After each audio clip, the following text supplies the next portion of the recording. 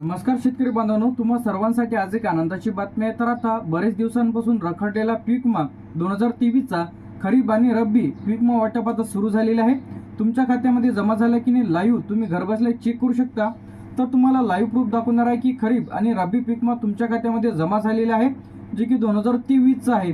तर ज्या शेतकऱ्यांना मिळालेला नव्हता तर अशा शेतकरी बांधवांच्या खात्यामध्ये आजपासून जमा होण्यास सुरुवात झालेली आहे। तर लाईव्ह पाहण्यासाठी सर्वप्रथम तुम्हाला व्हिडिओ शेवटपर्यंत बघावं लागेल। तर मोबाईलची जी की स्क्रीन आहे इथं आपण सुरू करून घेऊया। मोबाईलची जी की स्क्रीन आहे इथं आता सुरू झालेली आहे। सर्वप्रथम मोबाईलच्या जे की क्रोम ब्राउझर तुम्हाला ओपन करून घ्यायचं आहे। क्रोम ब्राउझर ओपन केल्याच्या नंतर इथं तुम्हाला टाकायचं आहे पीक विमा योजना। तर पीक विमा योजना टाकायचं आहे, सर्च वरती क्लिक करायचं आहे क्रोम ब्राउझर ओपन केल्याच्या नंतर। त्यानंतर इथं येईल प्रधानमंत्री फसल विमा योजना। तर इथं येईल पहिलं जे येईल पहिल्याच ऑप्शनवरती तुम्हाला क्लिक करायचं आहे।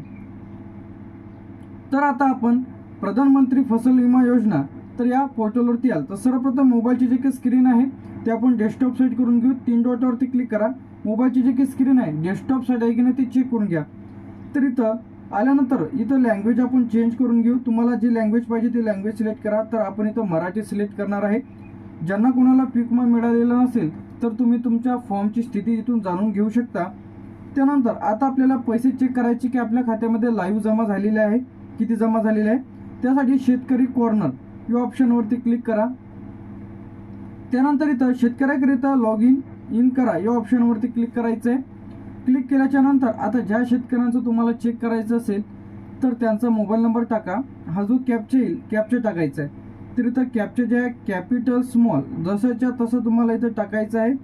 तर इथं आपण कॅप्चा जे इथं टाकून घेतलेला आहे। त्यानंतर आता तुम्हाला तुमचा मोबाईल नंबर टाकायचा आहे, जे की फॉर्म भरता वेळेस दिलेला होता तोच मोबाईल नंबर इथं वर्क करणार आहे। त्यानंतर मोबाईल नंबर टाकल्यानंतर रिक्वेस्ट फॉर OTP वरती क्लिक करायचं आहे। तर इथं आपण आपला जो काही मोबाईल नंबर आहे इथे टाकून घेऊया। तर मी प्रायव्हसीसाठी थोडी इन्फॉर्मेशन मी माझी इथं ब्लर करून घेतो। त्यानंतर आता आपल्याला मोबाईल नंबर मी टाकलेला आहे। तर आता मोबाईल नंबर टाकल्यानंतर इथं मी क्लिक करणार आहे रिक्वेस्ट फॉर OTP वरती। तर मला जे की या नंबरवरती एक OTP येईल ते OTP आपल्याला इथं टाकायचं आहे। तर OTP साठी थोडा टाइम सुद्धा लागू शकतो। OTP देखील आलेला आहे। तर ज्यांना कोणाला OTP आलेला नसेल तर मी OTP कॉपी करून घेतलेला आहे, त्याने रिसेंट OTP सुद्धा करू शकता।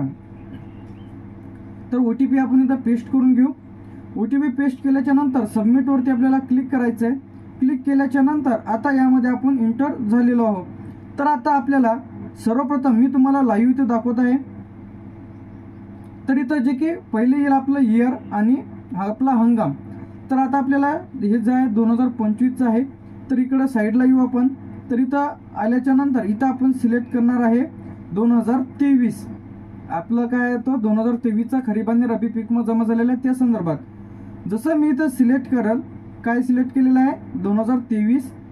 तर इथं खाली अमाऊंट जे की इथं बघू शकता पैसे इथं जमा झालेले आहे। त्यानंतर इथं आहे खरीप। आता खालचं जो आहे रब्बीवरती सिलेक्ट आहे, मी खरीपवर सिलेक्ट करतो। खरीपवरती सिलेक्ट केल्यानंतर याचे जे काही पैसे आहेत ते अमाऊंट आहे ते वेगळी जमा झालेली आहे। तर 28,544.96 पैसे। जर मी इथं रब्बी सिलेक्ट कराल तर 7,091 रुपये 0.9 पैसे। तर इथं आता हे जे आहे 2023 सिलेक्ट आहे।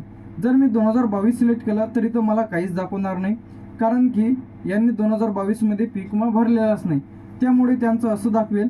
जसं मी 2023 इथं सिलेक्ट करल तर यामध्ये माझी जी काही अमाऊंट आहे खात्यामध्ये जमा झालेले पैसे आहेत ते तुम्हाला इथे दिसत असेल। तर इथं मी जसं इथं चेंज करेल तर इथं खात्यामधले जे काही अमाऊंट आहे ते तुम्हाला इथे दिसेल। तर अशा पद्धतीने तुम्ही लाईव्ह घरबसल्या चेक करू शकता की तुमच्या खात्यामध्ये पीक विम्याचे पैसे जमा झाले की नाही।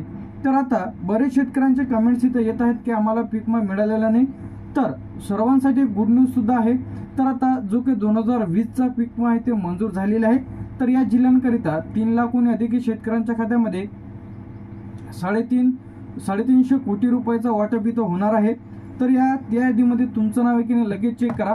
त्यानंतर आपल्या फ्युचर इन्फॉर्मेशन टेक यूट्यूब चॅनलवरती तुम्ही जर पहिल्यांदा आले असेल तर चॅनलला सबस्क्राईब करून ठेवा। त्यानंतर पीक विमा जर तुम्हाला 25चा पाहिजे असेल, जे की रब्बी पीक विमा तुम्ही फॉर्म भरलेला असेल, तर तुम्हाला काय करायला पाहिजे जेणेकरून रब्बी पीक विमा हे तुम्हाला मिळेल. यासाठी तुम्हाला तक्रार कशा पद्धतीने करायची आहे, तक्रार करताना कोणत्या चुका करायच्या नाही, जे की तुमच्या शेतामध्ये गहू असेल, हरभरा असेल, ज्वारी असेल, ज्याचा तुम्ही पीक विमा काढलेला आहे, तर त्यांची तक्रार करणे आवश्यक आहे. त्यांची नोंद करणे सुद्धा आवश्यक आहे, जेणेकरून तुम्हाला पीक विमा तुमच्या खात्यामध्ये जमा होईल. आता तुमच्या खात्यामध्ये 2023चा किती रुपये जमा झाले कमेंट करून नक्की सांगा. थँक्यू.